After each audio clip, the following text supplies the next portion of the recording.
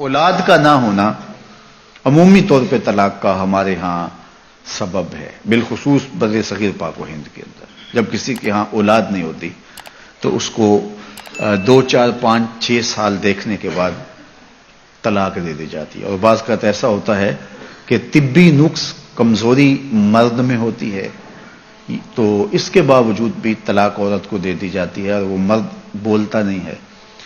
اور پھر دوسری جگہ نکاح ہوتا ہے تو پھر معاملہ وہی ہوتا ہے۔ تو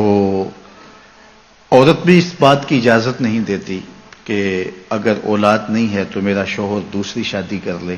کیونکہ اولاد کے حصول کی تڑپ یہ مرد کے عورت کے دل میں بڑی کثرت کے ساتھ پائی جاتی ہے۔ لیکن اگر یہ سمجھیں کہ اللہ کی مرضی ہوگی تو ہمیں نصیب ہوگی، نہیں مرضی تو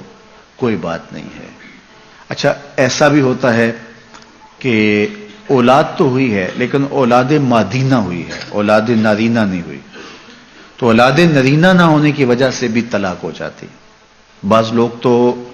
اتنے گرے ہوئے ہوتے ہیں کہ بیٹی کے پیدا ہونے پہ منہ بسور لیتے ہیں، چلو پہلی بیٹی پہ کچھ گوارا کر لیا، اور اگر دوسری بیٹی پیدا ہوئی ہے تو پھر ان کے تیور ہی بدل جاتے ہیں۔ اور مجھے بتاؤ کہ عورت کے لیے یہ کتنی دردناک بات ہوتی ہے کہ ولادت کے لمحے زچہ بچہ دونوں کے لیے موت و حیات کے لمحے ہوتے ہیں، اور اس کے بعد عورت جو ہے وہ محبت کی طلبگار ہوتی ہے، وہ محبت اس کے احساس تکلیف کو مٹا دیتی ہے، اور مزید رویوں کی تلخی اب کس قدر اس کو توڑتی ہے، اور وہ کس طرح جو ہے وہ ٹوٹ پھوٹ کا شکار ہو جاتی ہے۔ اور پھر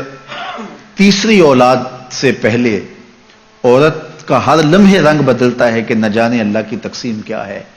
اور اگر اب بھی بیٹی ہوگی تو میرے اوپر کیا قیامت ٹوٹے گی۔ تو وہ لمحہ لمحہ جو ہے وہ اذیت سے گزرتی ہے، اور دعائیں بھی مانگتی ہے کہ اللہ کرے بیٹا پیدا ہو، اگر اب تیسری بھی بیٹی پیدا ہوئی تو میرا حال کیا ہوگا۔ اور اگر اس کے کانوں تک یہ خبر پہنچتی ہے کہ بیٹی ہوئی ہے تو پھر تو وہ کسی سے آنکھیں نہیں ملا سکتی، اور پھر جو دوسری بیٹے پر اتنا تلخ رویہ رکھے ہوئے تھے اب ان کا رویہ کتنا تلخ ہوگا اور کتنا کڑوا ہوگا، اور کن نفرتوں کا اس خاتون کو جو ہے وہ شکار ہونا پڑے گا۔